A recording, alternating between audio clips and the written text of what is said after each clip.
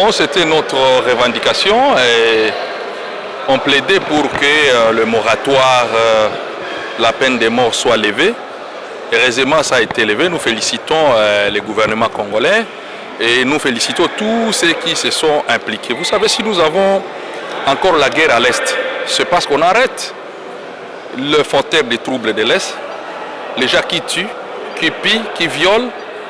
Et quand ils arrivent ici, on les libère, on les laisse libres. Mais comme le moratoire est levé, tous ces gens seront, si ce sont des militaires, seront fusillés. Et si ce sont des civils, seront pendus. Et nous soutenons ça pour mettre fin, définitivement fin à la question de l'Est. Vous avez vu un ancien président de la CENI aller aux côtés des terroristes. D'office, il devient aussi terroriste. Ce que nous demandons, c'est de voir nos forces de défense attraper Corneille Nangaa et qu'on le présente ici et qu'on commence par lui.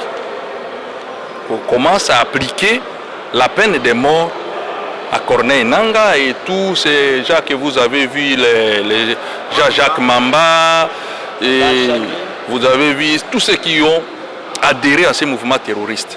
Quand on va commencer à les fusiller ici publiquement, vous allez voir que la guerre va prendre fin. Et personne n'entrera plus dans ces mouvements-là pour commencer à tuer les Congolais. Alors, dans le cadre de cohésion nationale et de l'unité, est-ce que cette réalité tient debout? Mais quelle cohésion? Vous savez, quand moi je siège avec les ex-rebelles dans l'Assemblée ici, vous pensez que je suis content?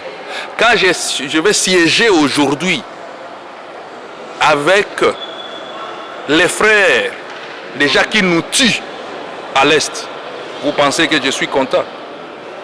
Donc, il n'y a pas question de cohésion. Vous tuez nos pères et vous voulez qu'il y ait cohésion. Quelle cohésion?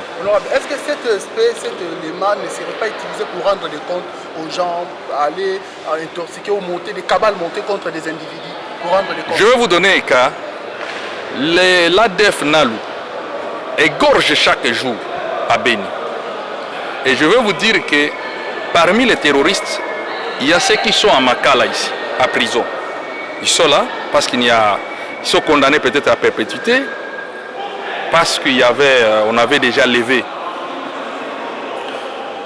Il n'y avait plus la sanction de la peine de mort, on les laissait là-bas. Mais ça sera l'occasion de les fusiller, de les tuer. Parce qu'ils ont aussi égorgé les Congolais à Béni. Je donne le cas de l'ex-président de la CENI, qui a rejoint les terroristes d'IM23. Vous voulez qu'il quitte là-bas et qu'il commence encore à déempiler ici et qu'il commence à exploiter ces hôtels avec des voitures VIP? Non. Il quitte là, on l'arrête, on le condamne et on le fusille parce qu'il a utilisé aussi les armes. Où en sommes-nous avec les dossiers des entreprises minières qui financent les rebelles du M23? J'ai déjà dénoncé. On a déjà donné la liste de ces entreprises. Et normalement, ce n'est pas à nous, c'est à l'autorité de prendre une décision disciplinaire pour arrêter l'exploit, pour déchoir d'abord leurs titres et arrêter le fonctionnement de ces entreprises qui financent la guerre. Savez-vous que l'ex-président de la CENI, M. Corneille Nangaa, aujourd'hui les terroristes, qu'il avait des carrés miniers. Il a des fermes. Il avait des hôtels ici à Kinshasa. Vous voulez que ces hôtels, ces carrés miniers continuent à fonctionner? Nous avons déjà dénoncé, nous avons demandé à l'autorité compétente de prendre une décision exemplaire. Et comme maintenant, aujourd'hui, on va procéder à la fusillade en ce qui concerne les militaires, nous voulons que M. Nangaa soit attrapé et soit fusillé publiquement. Et vous allez voir, la guerre là va se terminer. Vous êtes candidat gouverneur. J'ai servi ma province, j'ai servi les Congolaises et Congolais, essayer de donner du contenu à la vidéo du chef de l'État au Kasaï. Qu'est-ce que la population peut attendre de vous? De bonnes choses, beaucoup de bonnes choses. D'abord, travailler le Kassaïen, l'unité, le développement et aussi mettre en pratique ce que le chef de l'État promet. La classe moyenne, le développement, la femme, les jeunes entrepreneurs, les jeunes millionnaires, pourquoi pas au Kasaï. Aujourd'hui, Dernière question par rapport à ce que vous venez d'adopter comme avant que le règlement intérieur, ça mérite que vous avez interdit l'accès à la presse, de ne plus venir assister aux plénières. Est-ce que c'est vrai que Les vous plénières avez sont interdit? publiques, les audiences, les plénières, elles sont publiques. Pourquoi on interdirait? La presse n'est qu'un outil, mais les plénières sont publiques. C'est pas pour rien, on appelle même ça palais du peuple. Les plénières sont publiques, elles doivent le demeurer. C'est un projet qui est proposé à l'adoption par la plénière. Il y aura des débats. Nous l'avons pris, nous avons adopté le rapport, nous allons examiner et formuler des recommandations. Et on verra ce qu'il faut élaguer et ce qu'il faut maintenir. Mais je rappelle que les audiences sur les plénières sont publiques. Exceptionnellement, le président, pour des raisons bien indiquées, peut exiger le huis clos, exceptionnellement. Mais nous sommes là pour le peuple, nous sommes les représentants du peuple. Pourquoi cacher au peuple ce que nous faisons? Je n'en vois pas le bien fondé. vous êtes confirmé. Le point que vous avez changé, qui était dans le règlement de la structure passée, le point sensible ou essentiel que vous avez C'est amendé. tout le rapport là. Il y a beaucoup de points. Je pense que dans 48 heures, si vous êtes là, vous serez là. Vous verrez un peu les points qu'on a essayé de toucher pour améliorer. Le but, d'abord, c'est un nouveau règlement, il faut le dire, même si on se base sur ce qui était la fois passée, mais on voit un peu les faiblesses du règlement ancien, et voir comment on peut corriger une meilleure écriture. Et cela, en fait. Je pense que le débat sera assez intéressant pour voir un peu qu'est-ce qu'on a amélioré et qu'est-ce qu'on devrait améliorer qu'on n'a pas fait et quelle amélioration altère l'esprit même du Parlement. Vous verrez tout ça. Merci beaucoup. Je pense que c'est le couronnement des efforts qu'ils ont tous déployés dans tous les coins de Moamba ou des 5 communes de Moamba.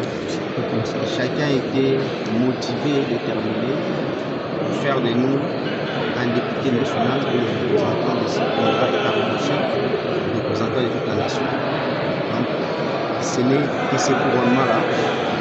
Je ne peux que leur dire merci. Tous les efforts déployés. Et en secondaire, je ne peux que leur dire nous ne cesserons pas d'entrer en contact avec eux. Ils seront là et nous continuerons à travailler ensemble pour que toutes les problématiques identifiées lors de la campagne, nous puissions donner des réponses qui s'imposent, des réponses qui permettent à ce que notre population retrouve sa tête. Honorable Benance, quel sera votre cheval de bataille pendant 5 ans? Parce que cette population de Moamba souffre du problème de routes non praticables, d'électricité, de l'insécurité, le problème d'eau, le problème de canalisation. Quel sera votre cheval de bataille pendant les quinquennats que vous allez passer ici à l'Assemblée nationale? Au-delà du fait que nous pouvons initier certaines lois, mais principalement, nous allons nous atteler pour que les lois qui existent soient appliquées telles qu'elles devaient être. Et deuxièmement, nous allons mettre un accent particulier sur le contrôle, parce que pour que le gouvernement réponde aux exigences du peuple, il faut que le gouvernement soit contrôlé par le Parlement. C'est cela, pendant les 5 ans, nous allons déployer ces efforts-là pour que le contrôle qui sera initié soit un contrôle qui réponde aux exigences de ce peuple et qui a un regard fixé vers nous, les autres. Honorable, il y a une certaine... Comme vous l'avez demandé, nous continuons à renouveler notre confiance parce qu'elle a travaillé sans impartialité, comme était l'état passé, les actes de corruption, etc. Mais personnellement, j'étais aussi attaqué. J'attendais comme j'avais raison et la Cour constitutionnelle m'a remis cette raison. Aujourd'hui, je suis confirmé député national. Comment vous avez... Quel sera votre cheval de bataille durant votre quinquennat ici à l'Assemblée nationale par rapport à votre circonscription qui vous a donné mandat? La circonscription m'a donné mandat. Je dirais dans la circonscription, c'est tout un chantier. Il y a beaucoup de choses à faire que nous allons demander au gouvernement. D'abord, la question de la route. Nous sommes dans la route numéro 20, qui est une route d'importance capitale, mais qui est oubliée depuis les législatives passées. sommes à la 4e législature. Cette route-là, je ne sais pas si elle figurait dans le budget passé ou ne figurait pas. Nous allons nous atteler et nous allons poser tous les problèmes qu'on a chez nous, les infrastructures. Et le gouvernement qui vient, nous avons confiance qu'ils vont nous